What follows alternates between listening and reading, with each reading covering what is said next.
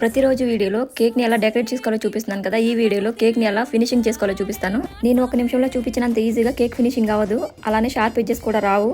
ఒకసారి చాలా టైం పడుతుంది, అయినా కూడా చేయాలి. అలా చేస్తూనే ఉండాలి వచ్చేంత వరకు. ఒక నిమిషం వీడియోలో అవ్వట్లేదు చూపించడానికని లాంగ్ వీడియో పెడితే చూసేంత ఇంట్రెస్ట్ మీకు కూడా ఉండదు కదా. సో అందుకని ఎవ్రీడే షార్ట్ వీడియో పెడతాను. బట్ ఇది డీటెయిల్గా ఎందుకు చూపిస్తానంటే చాలా మంది షార్ప్ ఎడ్జెస్ రావట్లేదు, అలానే ఫినిషింగ్ బాగా రావట్లేదు అంటున్నారు. అందుకనే చూపిస్తున్నాను. మనకి షార్ప్ ఎడ్జెస్ రావాలి అన్న, ఫినిషింగ్ బాగా రావాలి అన్న, క్రీమ్ టెక్స్చర్ బాగుండాలి. క్రీమ్ టెక్స్చర్ బాగుండాలంటే మనం ఓవర్గా బీట్ చేయకూడదు. ఓవర్గా బీట్ చేస్తే క్రీమ్ డెడ్ అయిపోతుంది. క్రీమ్ డెడ్ అయిపోతే మనకి సరిగా రాదు. అలానే లేయర్స్ కూడా మనం కరెక్ట్గా కట్ చేసుకోవాలి.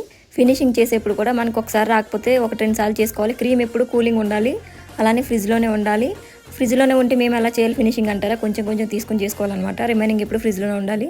కేక్ టాప్లో మనకి ఫినిషింగ్ బాగా రావాలి అంటే సైడ్ మొత్తం స్క్రాప్ చేసుకున్న తర్వాత పైన కూడా స్పాచులాతో ఇలా క్లీన్ చేసుకుంటాం కదా. చేసుకున్నప్పుడు ఎప్పుడు కూడా మనం టిష్యూ పేపర్తో స్పాచులాని క్లీన్ చేసుకుంటూ ఉండాలి. సో అలా అయితే దానికి క్రీమ్ ఉండదు కదా, సో నీట్గా వస్తుంది.